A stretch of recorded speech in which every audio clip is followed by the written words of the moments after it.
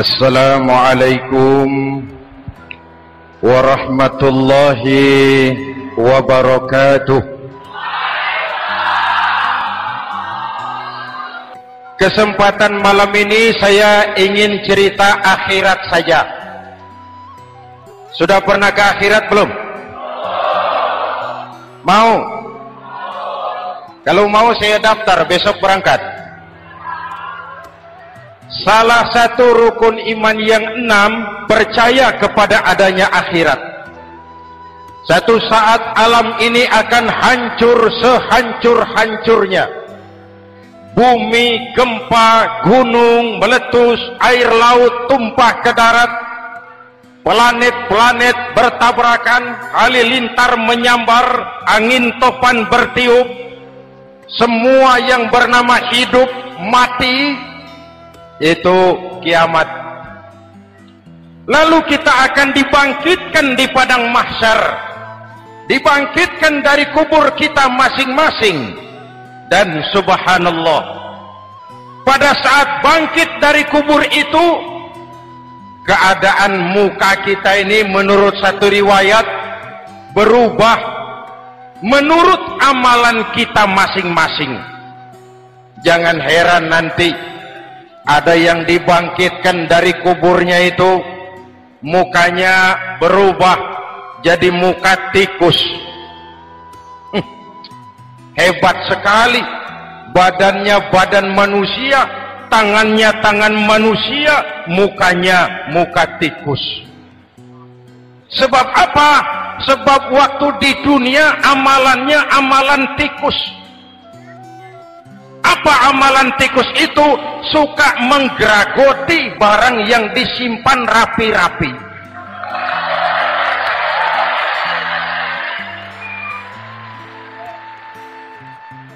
Itu nanti koruptor-koruptor yang menggeragoti uang rakyat,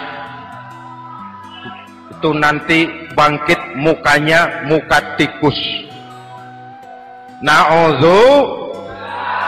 Saudara lihat, oh ini yang geragoti uang rakyat mukanya muka tikus. Ada lagi yang bangkit dari kubur, mukanya itu berubah jadi muka harimau. Kenapa? Waktu di dunia amalannya amalan harimau. Apa harimau itu? Mau menang sendiri, keras kepala, kupeh. Di mana ada hutan, rajanya pasti harimau. Padahal hutan belum pernah bikin pemilihan umum. Betul? Tapi harimau tidak peduli ada pemilihan umum atau tidak, saya raja hutan. Setelah naik jadi raja di hutan, harimau bukan melindungi rakyatnya, malah makanin rakyatnya.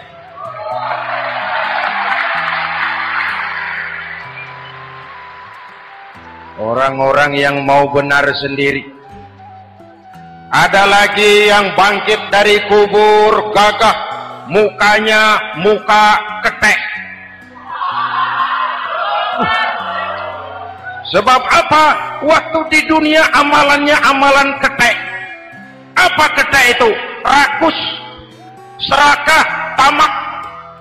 Coba, ketek itu kasih pisang, dimakan. Berikan lagi, pegang. Berikan lagi, kakinya yang megang. Temannya diberikan, masih dirampas juga. Ketek. Serakah. Kalau mental ketek masih gentayangan di republik ini, maka pemerataan cuman akan jadi dongeng. Kaum muslimin yang berbahagia, pada saat itu di akhirat nanti, setiap orang sibuk dengan urusannya sendiri-sendiri.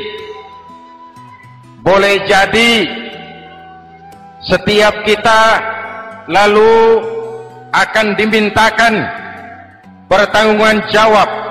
Boleh jadi orang tua tidak sempat lagi mengingat anaknya, saudara tidak lagi sempat memikirkan saudaranya.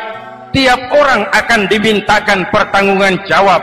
Dalam kondisi seperti itu, Rasulullah mengajarkan sab'atun Yudhilluhumullahu yawma la dhilla illa zilluh.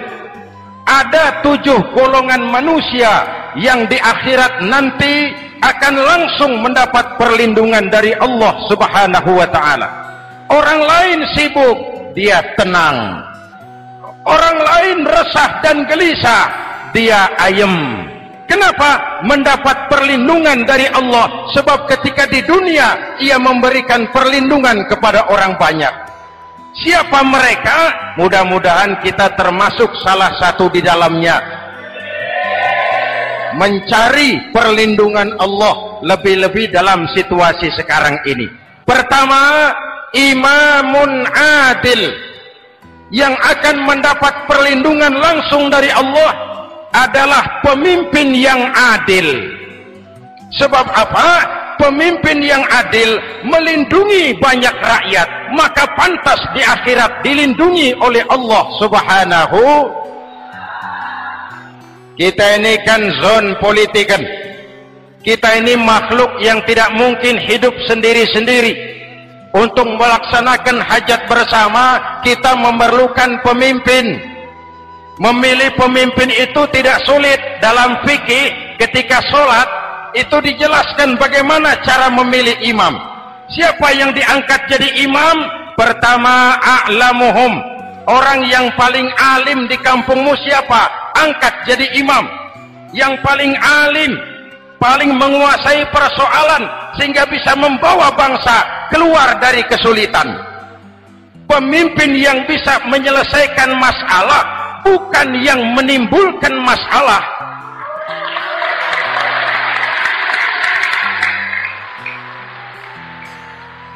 Apalagi kalau pemimpinnya jadi masalah.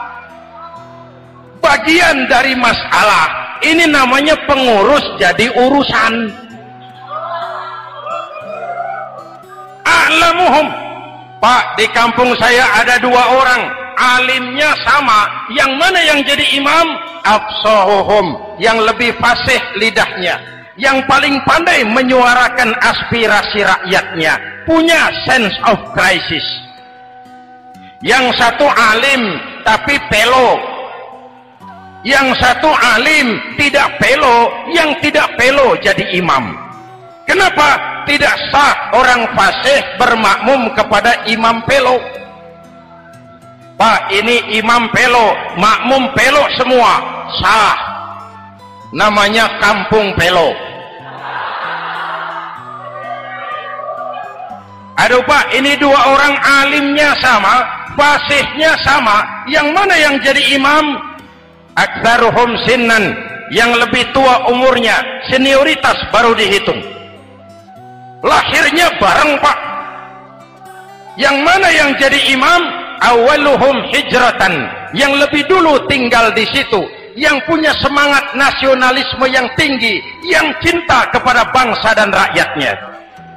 Sudah ada imam? Sudah. Ayo azan. Apa azan itu? Proklamasi. Sholat mau dimulai. Sudah azan? Sudah. Qobliyah 2 rakaat. Qobliyah. Apa qobliyah itu? Dulu ada namanya Panitia Persiapan Kemerdekaan Indonesia. Qobliyah.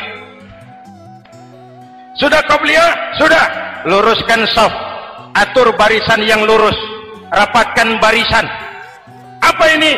Bentuk pemerintahan yang kompak, bersih, berwibawa. Jangan sesama elit saling tawuran.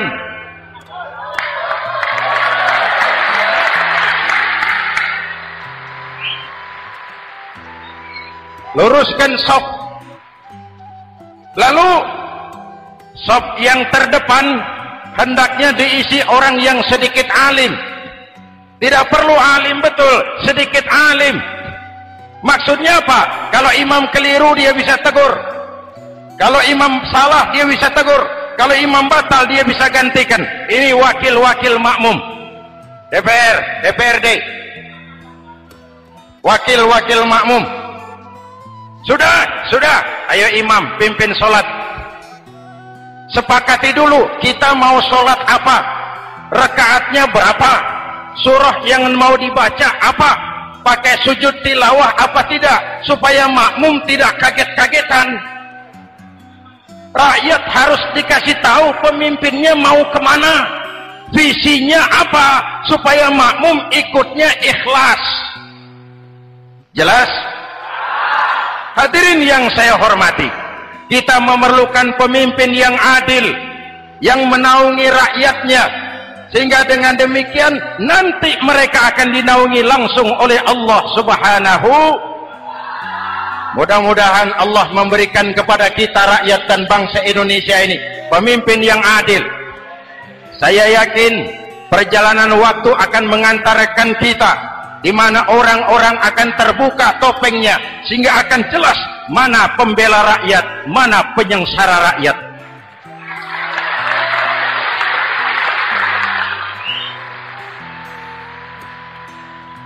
Lalu sebenarnya tiap kita ini kan pemimpin. Pak Lurah pemimpin di kelurahannya, Pak Camat pemimpin di kecamatannya, kepala suami pemimpin di rumah tangganya, anak muda pemimpin bagi dirinya. Dan setiap kita akan dimintakan pertanggungan jawab tentang apa yang kita pimpin. Marilah setiap kita berusaha menjadi pemimpin yang adil. Satu. Yang kedua, syab nasya'a fi ibadatillah, anak muda yang tekun beribadah kepada Allah. Amin. Remaja adalah masa depan kita semua, akan bagaimana Republik Indonesia, bahkan akan bagaimana Islam di Republik Indonesia 20, 30, 40 tahun yang akan datang. Anak-anak kita jawabannya. Jelas? Maka menghancurkan Islam tidak usah menyegel masjid, tidak usah menutup pesantren, tidak perlu melarang pengajian, cukup dengan meracuni remaja dan pemuda Islam, menjauhkan mereka dari agama dan ulama. Kalau mereka sudah jauh dari agama dan ulama, tinggal menunggu pergantian generasi.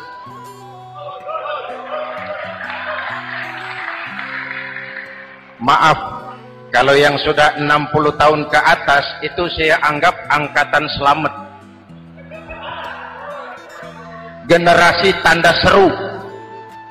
Insya Allah mantap akidahnya, tidak goyah imannya. Tapi yang 30 tahun ke bawah, adik-adik saya ini, the next generation, kalian yang jadi pilot project. Remaja-remaja Islam, kalau mau jadi remaja dan pemuda modern, jangan dekat-dekat ke masjid kuno. Masjid khusus 70 tahun ke atas. Baca Quran kampungan, ngaji urusan akhirat. Seiring dengan itu, modernisasi diartikan dengan westernisasi. Kau tidak bisa jadi pemuda modern kalau semua yang datang dari barat belum kau telan mentah-mentah. Kau harus bisa bergaul seperti orang barat, berpakaian seperti orang barat, berumah tangga seperti orang barat, makan minum seperti orang barat. Kalau nyanyi lagunya lagu barat yang orang lain nggak ngerti, kamu juga nggak tahu. Mengalirlah narkoba dalam segala bentuknya. Maka muncullah generasi-generasi santai, generasi-generasi salon yang mencoba mencari pelarian hanya dengan kesenangan sesaat, tapi menghancurkan masa depan yang pasti.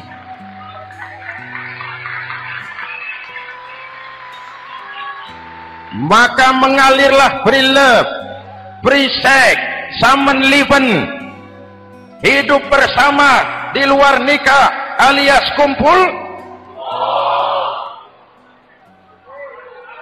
Ya sama saja, kumpul kebo, kumpul embek itu sama. Hadirin yang saya hormati, kalau sudah hancur tinggal menunggu pergantian generasi. Oleh karena itu, adik-adik saya, para remaja, para pemuda, kalian harapan kami semua. Di pundak kalian kami pertaruhkan hari depan bangsa dan negara ini. Hidup cuma putaran menunggu giliran. Ada saat datang, ada waktu pergi. Ada hari lahir, ada saat kembali, ada hari dilantik, ada saat untuk menyerahkan jabatan. Hidup cuma sekadar menunggu giliran. Karena itu kepada kalian saya ingatkan satu ucapan orang bijak. Hai anak muda, berpikirlah kau di waktu pagi, bekerjalah di waktu siang, makanlah di waktu sore, dan tidurlah di waktu malam. Berpikir di waktu pagi, belajar mumpung masih muda. Bekerjalah di waktu siang, amalkan ilmu itu setelah dewasa. Makanlah di waktu sore, hari tua tinggal menikmati hasilnya. Tidurlah di waktu malam, matilah dengan tenang. Kalau pagi kau tidak berpikir, nanti siang kau tidak akan bisa bekerja. Kalau siang tidak kerja, nanti sore mau makan apa? Kalau sore tidak makan, alamat malam nggak bisa tidur.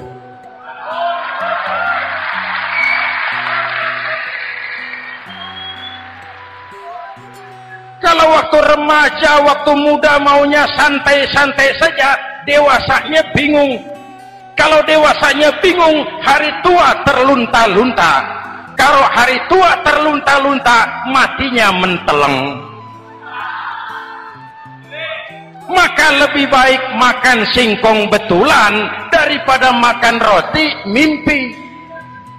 Ayo, makan singkong betulan, makan roti mimpi, lebih bagus mana?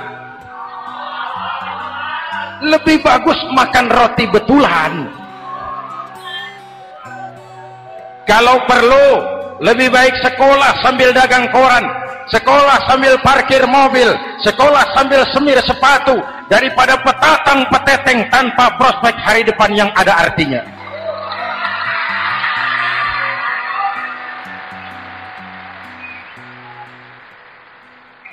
Inilah golongan kedua yang nanti akan langsung mendapat perlindungan dari Allah. Anak muda yang tekun ibadah. Kalau orang tua tekun ibadah, pantas. Orang tua rajin ibadah, tidak istimewa. Masya Allah Pak, itu orang tahajudnya hebat, wirid yasinnya mantap, puasanya luar biasa, zikirnya mantap. Umurnya berapa? 70. Wajar. Lalarwi sanjo, sudah larut senja. Kalau 70 masih jadi preman, kapan taubatnya? Tapi kalau ada anak muda, darahnya masih mengalir dengan panas, keinginannya masih sejuta khayal, dia bisa salurkan di jalan Allah, itu amat disukai Allah, dan itu akan mendapat perlindungan langsung dari Allah Subhanahu. Hadirin kaum muslimin di seluruh tanah air yang saya cintai, sekarang kita sampai kepada golongan ketiga yang nanti dinaungi Allah. Itu siapa?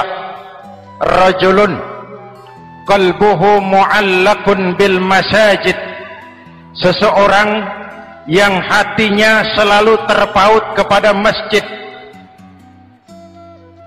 Masjid memang tempat melaksanakan sholat, tapi lebih dari itu dia adalah pusat kegiatan umat. Umat Islam dengan masjid seperti ikan dengan air, tidak boleh berpisah. Sehingga ada hadis qudsi mengajarkan, inna buyuti fil ardil masajid wa inna zuwari fiha ummaruha. Rumahku di permukaan bumi adalah masjid, orang-orang yang memakmurkan masjid adalah tamuku. Dari masjidlah terpancar semangat silaturahmi, dan itu yang sangat kita perlukan sekarang. Di tengah-tengah kerentanan kita sebagai bangsa, masjid harus jadi lem perekat. Di sini siapapun yang datang mengucapkan assalamualaikum, betul? Menebarkan salam, menebarkan rasa damai, bersalaman. Kata Nabi, ma min muslimaini yaltaqiyani fayatasafahani illa ghafarallahu dzunubahuma. Apabila dua orang Islam bertemu lalu bersalam-salaman, Allah akan menghapuskan dosa yang terjadi di antara kedua orang itu. bangsa kita sedang rentan perpecahan. Benih-benih disintegrasi bertebaran di mana-mana. Maka mari kita kembali ke masjid untuk menyusun semangat kebersamaan, meluruskan saf, merapatkan barisan, dan menerjemahkannya di luar masjid. Ini ada kaitannya dengan faktor yang keempat, yang langsung dilindungi Allah. Siapa mereka? Rajulani tahabba fillahi ijtama'a alaihi wa tafarraqa alaihi. Dua orang yang bersaudara, bertemu karena Allah, berpisah karena Allah. Itu akan dilindungi langsung oleh Allah di hari akhirat nanti. Dua orang bersaudara, bertemu karena Allah, berpisah pun juga karena Allah. Tadi dalam perjalanan ke sini saya melalui sebuah desa. Masih ada sisa-sisa tawuran antar desa. Saya tidak sebutkan desanya, itu rahasia perusahaan. Saya cuma prihatin siapa lawan siapa, siapa yang kita bakar rumahnya, siapa yang kita sambiti dengan batu, siapa yang kita rugikan, padahal urusannya kadang-kadang sepele. Di satu desa misalnya cuma urusan kaset jadi tawuran antar desa. Ini kan hal yang sangat sepele, padahal Nabi mengajarkan dengan keras, kalau dua orang Islam saling bertengkar, al-qatil wal maktul finnar, yang membunuh dan yang dibunuh dua-duanya neraka. Sahabat bertanya, ya Rasul, kalau yang membunuh masuk neraka pantas, kenapa yang dibunuh neraka juga? Rasulullah senyum lalu berkata, yang dibunuh pun sudah punya niat membunuh, cuma keduluan dibunuh. Andai kata tidak dibunuh, dia yang akan membunuh. Mari kita renungkan, kenapa sebagai bangsa kita seperti tercabut dari akar budaya kita. Kita jadi beringas, kita jadi brutal untuk hal yang sepele. Yang satu teriak Allahu Akbar, yang lain teriak Allahu Akbar. Siapa lawan siapa? Dulu Bung Tomo teriak Allahu Akbar, musuhnya londo. Sayyidina Hamzah, Khalid bin Walid teriak Allahu Akbar, yang dilawan kafir. Abu Jahal, Abu Lahab, Abu Sufyan. Sekarang si Ali lawan si Hasan, Hasan Allahu Akbar, Ali Allahu Akbar. Siapa lawan siapa?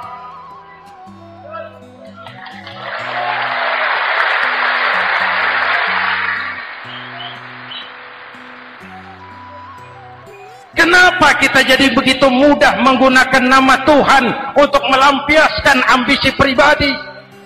Kenapa Allahu Akbar yang begitu sakral kita lepas cuma untuk pelampiasan sebuah dendam? Dua orang yang bersaudara, bertemu karena Allah, berpisah karena Allah. Itu ukurannya. Kau di jalan Allah, kau saudaraku. Keluar dari jalan Allah, selesai persaudaraan sampai di sini.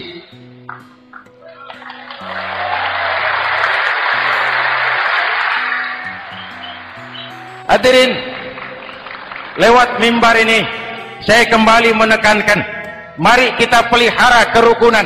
Pertama, rukun antar umat seagama, sesama muslim harus bersatu. Yuk kita rukun, yuk kita kompak, yuk kita bersatu, yuk. Sesama muslim, kaos boleh berbeda, boleh, jaket boleh tidak sama, silakan. Paham politik boleh berbeda, boleh. Kau lewat sana, saya lewat sini, nanti kita ketemu di sana. Betul? Mari lapang dada menerima perbedaan, tetapi mengarah kepada satu tujuan yang sama. Walaupun bineka, kita ini tunggal, seperti dilatih di masjid ini. Dua orang yang bersaudara, bertemu karena Allah, berpisah karena Allah. Hati-hati, di masyarakat sekarang ini kan lebih banyak tukang kompor daripada tukang lem. Tahu tukang kompor? Hangati sana, panasi sini, bakar sana, sulut sini, terbakar kita, dia lari tepuk tangan. Udah capek kita rakyat diobok-obok, udah capek kita rakyat dialamatkan, dijadikan adres. Semua kalau pidato demi rakyat, untuk rakyat, buat rakyat, padahal nggak pernah kenal sama rakyat. Kita cuma jadi alamat. Mari kita kokohkan akar kebersamaan. Kita sama-sama anak Ibu Pertiwi. Di negeri ini kita dilahirkan. Air negeri ini yang kita minum, udara negeri ini yang kita hirup. Kalian remaja, kalian pemuda lebih bertanggung jawab karena kalian anak Ibu Pertiwi. Hadirin yang saya hormati, maka tetaplah jaga semangat kebersamaan. Ini yang keempat. Yang kelima, rajulun zakarallaha khalian fafadat ainahu. Seseorang yang mengingat Allah dalam kesunyian lalu berlinang air matanya. Tengah malam, dikala orang sedang tidur, dia bangun munajat, gemersik tikar tersentuh tangan, laksana lambaian tangan malaikat maut datang hendak merenggut nyawa.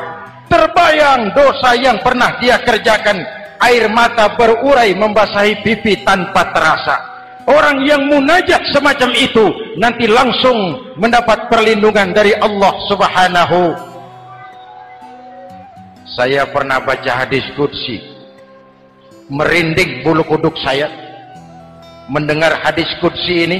Terbayang Indonesia saya, Indonesiaku, Indonesiamu, Indonesia kita semua. Apa kata Allah dalam hadis qudsi? Inni la ahammu bi'azabi ibadi. Kadang-kadang aku muak melihat tingkah laku manusia. Aku kepengen turunkan azab. Kalau azab turun di bumi, kita sudah merasakan banjir di mana-mana. Manado banjir, Sumatera Barat banjir, Jambi banjir, Bengkulu, tanah longsor di Purworejo, Cilacap banjir, Sukabumi gempa, Pandeglang gempa, ekonomi terpuruk, antar kampung tawuran, antar elit di atas tawuran.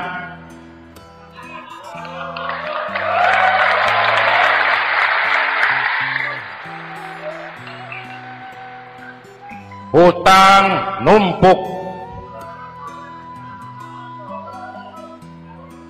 40% APBN kita ini sekarang cuma untuk bayar hutang. Itu pun dengan asumsi dolar 7.000, 9.000, artinya sekitar 50% APBN kita untuk bayar hutang. Untungnya sekarang ini yang agak menolong, harga minyak membaik di pasaran internasional. Hadirin yang saya hormati, ini lagi ngomong apa saya sih? Aku pengen turunkan azab, tetapi kata Allah, ketika aku melihat orang-orang tua yang sujud di keheningan malam, bayi-bayi tanpa dosa masih menyujud. Ada hadis qudsi mengajarkan, inna buyuti fil ardil masajid wa inna zuwari fiha ummaruha. Rumahku di permukaan bumi adalah masjid. Orang-orang yang memakmurkan masjid adalah tamuku. Dari masjidlah terpancar semangat silaturahmi, dan itu yang sangat kita perlukan sekarang. Di tengah-tengah kerentanan kita sebagai bangsa, masjid harus jadi lem perekat. Di sini siapapun yang datang mengucapkan assalamualaikum, betul? Menebarkan salam, menebarkan rasa damai, bersalaman. Kata Nabi, ma min muslimaini yaltaqiyani fayatasafahani illa ghafarallahu dzunubahuma. Apabila dua orang Islam bertemu, lalu bersalam-salaman, Allah akan menghapuskan dosa yang terjadi di antara kedua orang itu.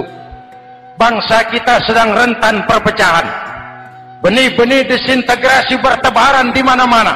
Maka mari kita kembali ke masjid untuk menyusun semangat kebersamaan, meluruskan saf, merapatkan barisan, dan menerjemahkannya di luar masjid.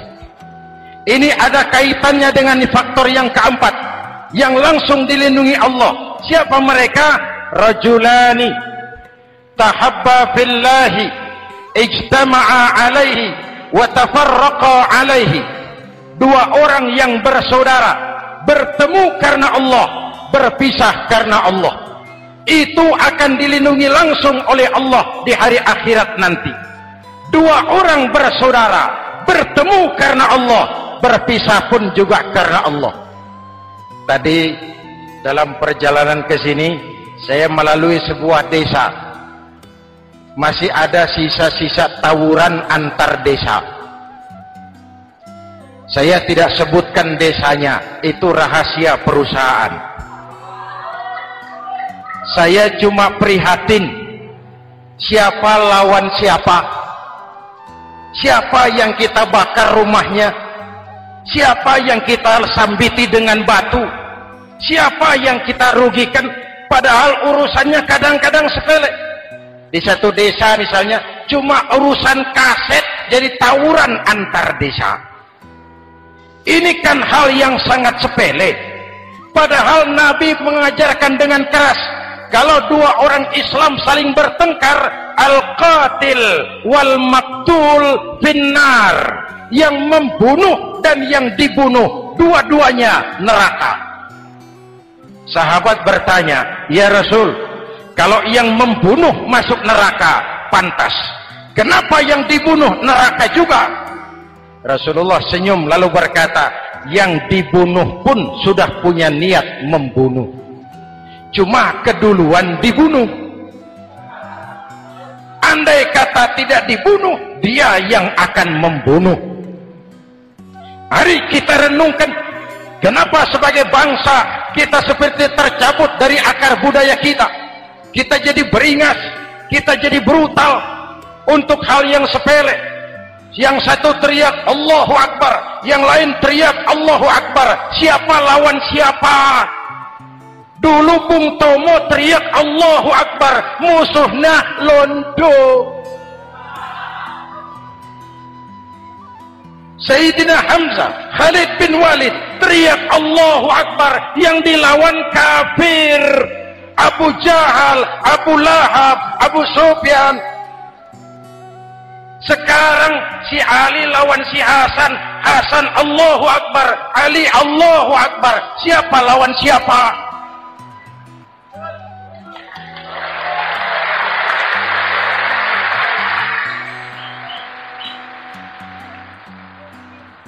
Kenapa kita jadi begitu mudah menggunakan nama Tuhan untuk melampiaskan ambisi pribadi? Kenapa Allahu Akbar yang begitu sakral kita lepas cuma untuk pelampiasan sebuah dendam? Dua orang yang bersaudara, bertemu karena Allah, berpisah karena Allah. Itu ukurannya. Kau di jalan Allah, kau saudaraku. Keluar dari jalan Allah, selesai persaudaraan sampai di sini.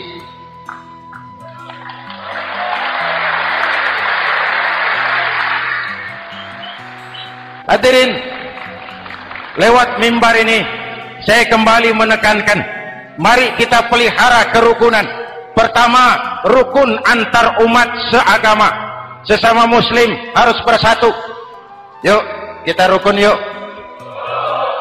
kita kompak, yuk kita bersatu, yuk. Sesama muslim, kaos boleh berbeda, boleh, jaket boleh tidak sama, silakan. Paham politik boleh berbeda, boleh. Kau lewat sana, saya lewat sini, nanti kita ketemu di sana. Betul? Mari lapang dada menerima perbedaan, tetapi mengarah kepada satu tujuan yang sama. Walaupun bineka, kita ini tunggal. Seperti dilatih di masjid ini, dua orang yang bersaudara, bertemu karena Allah, berpisah karena Allah. Hati-hati, di masyarakat sekarang ini kan lebih banyak tukang kompor daripada tukang lem. Tahu tukang kompor? Hangati sana, panasi sini, bakar sana, sulut sini, terbakar kita, dia lari tepuk tangan. Udah capek kita rakyat diobok-obok, udah capek kita rakyat dialamatkan, dijadikan adres. Semua kalau pidato demi rakyat, untuk rakyat, buat rakyat, padahal nggak pernah kenal sama rakyat. Kita cuma jadi alamat. Mari kita kokohkan akar kebersamaan. Kita sama-sama anak Ibu Pertiwi. Di negeri ini kita dilahirkan. Air negeri ini yang kita minum, udara negeri ini yang kita hirup. Kalian remaja, kalian pemuda lebih bertanggung jawab karena kalian anak Ibu Pertiwi. Hadirin yang saya hormati, maka tetaplah jaga semangat kebersamaan. Ini yang keempat. Yang kelima, rajulun zakarallaha khalian fafadat ainahu. Seseorang yang mengingat Allah dalam kesunyian lalu berlinang air matanya. Tengah malam, dikala orang sedang tidur, dia bangun munajat, gemersik tikar tersentuh tangan, laksana lambaian tangan malaikat maut datang hendak merenggut nyawa. Terbayang dosa yang pernah dia kerjakan, air mata berurai membasahi pipi tanpa terasa. Orang yang munajat semacam itu nanti langsung mendapat perlindungan dari Allah Subhanahu. Saya pernah baca hadis qudsi, merinding bulu kuduk saya mendengar hadis qudsi ini. Terbayang Indonesia saya, Indonesiaku, Indonesiamu, Indonesia kita semua. Apa kata Allah dalam hadis qudsi? Inni la ahammu bi'azabi ibadi. Kadang-kadang aku muak melihat tingkah laku manusia. Aku kepengen turunkan azab. Kalau azab turun di bumi, kita sudah merasakan banjir di mana-mana. Manado banjir, Sumatera Barat banjir, Jambi banjir, Bengkulu tanah longsor di Purworejo, Cilacap banjir, Sukabumi gempa, Pandeglang gempa, ekonomi terpuruk, antara kampung tawuran, antara elit di atas tawuran.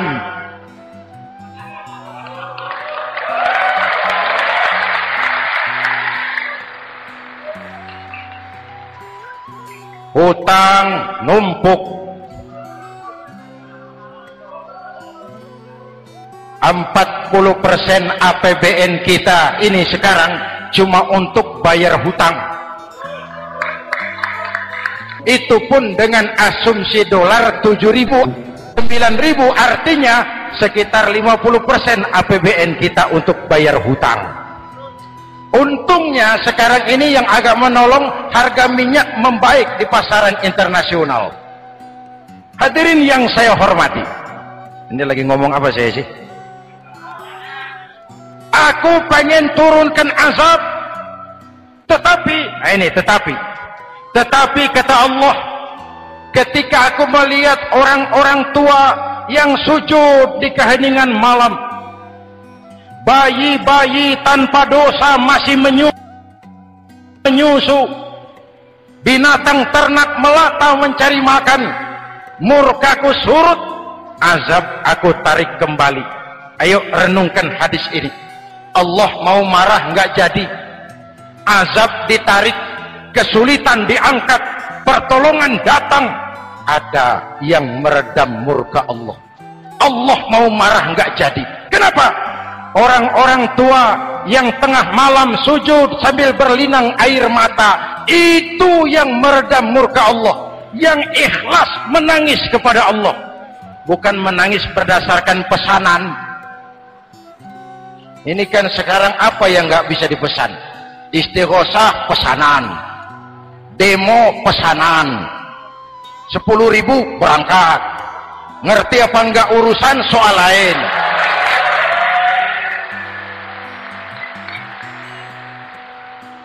Jadi bukan demonstran, pekerja demo. Orang tua yang ikhlas nangis kepada Allah di keheningan malam, kita hutang jasa kepada orang-orang tua yang ikhlas seperti itu. Itu yang menjaga keselamatan bangsa. Allah mau murka enggak jadi, sepanjang masih banyak orang-orang tua yang sujud di tengah malam. Amin. Yang kedua, bayi tanpa dosa masih menyusu.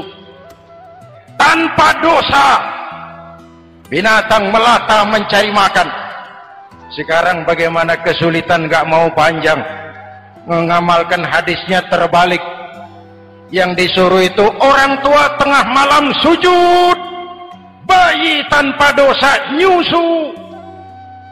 Sekarang ini orang tua tengah malam nyusu. Bayi tanpa dosa dibuang ke tempat sampah. Akibat pergaulan bebas, bayi tanpa dosa dibuang ke tempat sampah. Orang tua tengah malam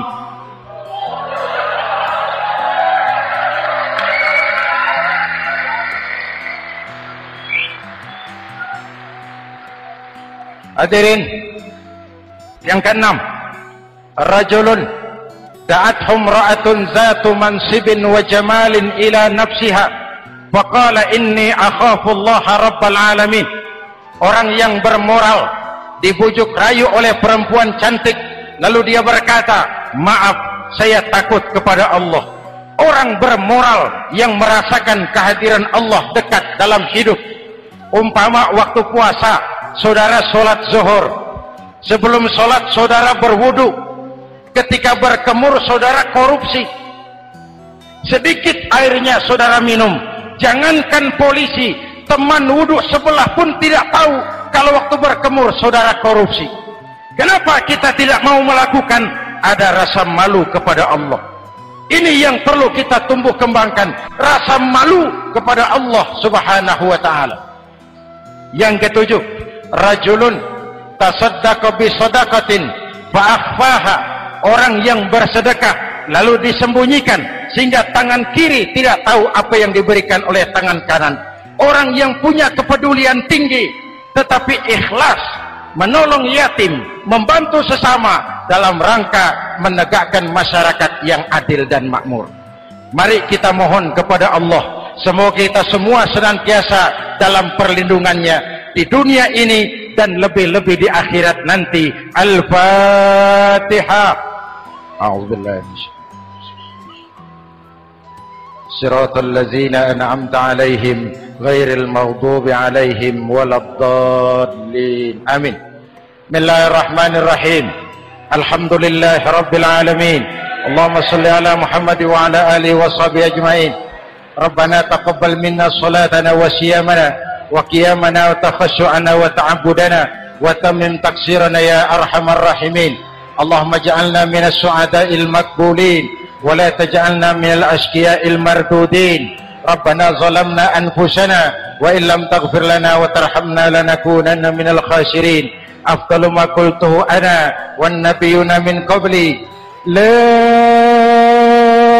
ilaha illallah.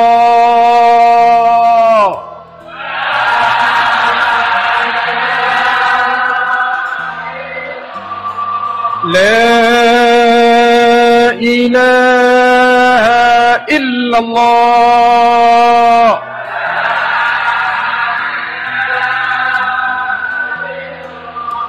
Muhammadur Rasulullah.